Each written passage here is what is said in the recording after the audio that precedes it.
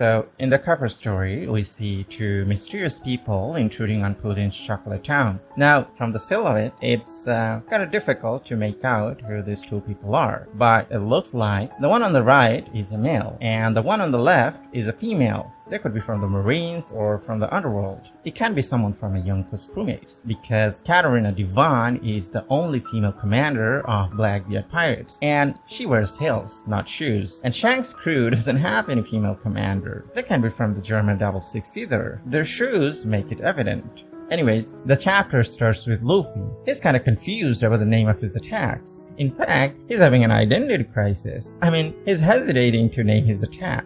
Gomu Gomu something. It only means that these are only his ordinary attacks, not worthy of any names. So perhaps the days of Gomu Gomu are over. Luffy ate devil fruit 12 years ago, and while fighting, Gomu Gomu has become his catchphrase. No matter what kind of attack he uses, he always says Gomu Gomu no. But now, he's not sure about this anymore. The kind of property his devil fruit ability is showing doesn't go along with rubber exclusively. Rubber can generate electricity or fire, so he's a bit confused right now. If it was Luffy, I don't understand. Even Kaido is confused, so he couldn't help asking Luffy about his identity. He can't recognize Luffy anymore. It's like Luffy has become a different person to him. So hearing Kaido's question, Luffy was like, What do you mean? I am Luffy. I am the man who is going to become the Pirate King. Yeah, and it's not the first time I said so. The thing is, when Kaido heard that, he became certain that he's talking to Luffy, because no one else would talk about becoming the Pirate King with this certainty. Kaido revealed the secret of Devil Fruit Awakening. He said that when one's body and mind able to harness the potential of one's ability, he awakens his Devil Fruit ability. Hito Hito no Mi, model Nika's another name is freedom. It can change into any shapes or form the user wants. Luffy always wanted to be free. He wants to become the Pirate King, not because of treasure or power, but because of freedom. The most powerful person in the sea is the Pirate King, so automatically the Pirate King becomes the person who exercises the most freedom in the world. So it means when Luffy started to think that he can take down Kaido for certain, his willpower, body, and mind caught up to his Devil Fruit's potential, he awakened his Devil Fruit ability. Now, I'm really confused here. Junesha is the previous Joy Boy's companion. He's talking to Momonosuke non-stop. He knows Luffy is the new Joy Boy. Why isn't she communicating with Luffy then? Is it Luffy fighting Kaido and she doesn't want to disturb his concentration? Or something else? I'm sure she's gonna talk to him eventually.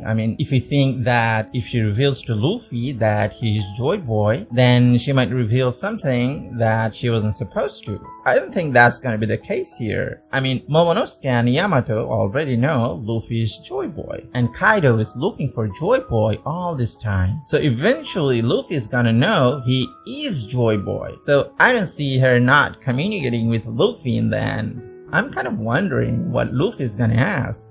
Luffy doesn't care about Joy Boy or Void Century. He's more interested in anything related to Shanks or Roger. It'd be hilarious if he says, I'm not gonna talk to you because you didn't respond to me when I was on Zou. Anyways, back to Kaido. I got a feel for Kaido. In this fight, Luffy didn't lose anything, but Kaido did. He lost a lot of things. He lost his home, his subordinates, his fame, and perhaps his goal or will. If you're not strong enough, you won't be able to protect the things you want or you have.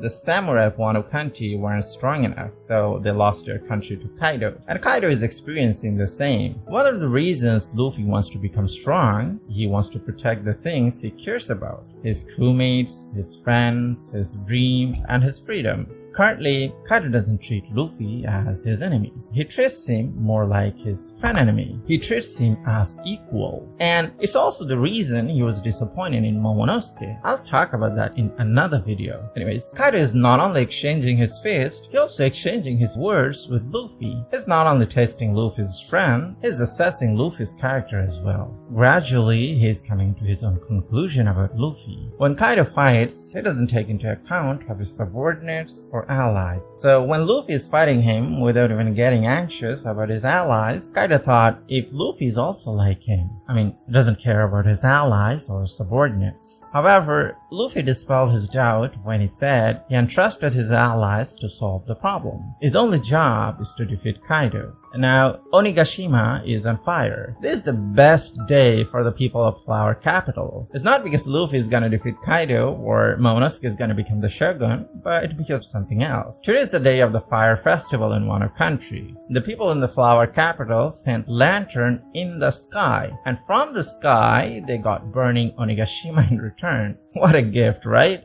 We didn't get to see their reaction. I bet they're gonna freaking out right now. But don't worry, our beloved Hokage-sama is here to save the day. I know I'm gonna offend a lot of people by saying this, but I have to say this. Raizo was practically useless this entire time, from Zou to Wano Country arc. All he did was to entertain the Straw Hats with some magic tricks. Oda might have felt that making Raizo a ninja useless is disrespecting to Naruto fans. He gave him a time to shine, which is kind of redundant.